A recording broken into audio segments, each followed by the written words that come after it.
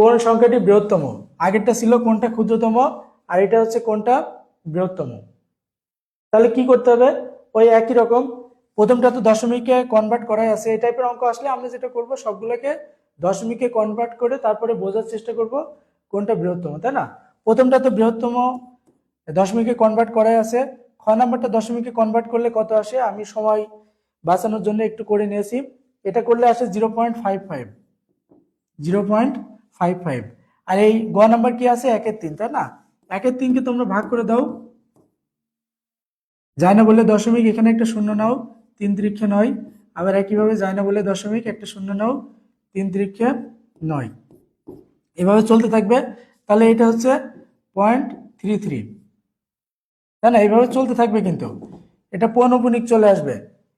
1/3 কি করলে 0.33 পৌনপুনিক চলে আসবে। আর ঘ নাম্বার 2/5, 2/5কে ভাগ করে দাও, কত আসে, যায় না বলে দশমিক, একটা শূন্য, 4×5=20। তাহলে 0.40, তাই না? এই যে সবগুলোকে আমরা দশমিকে কনভার্ট করে নিলাম। এখন কোনটা বড় দেখো, এটা 0.4, 0.3, 0.5, আর এটা তো 0.3। তাহলে সবচেয়ে বড় কোনটা?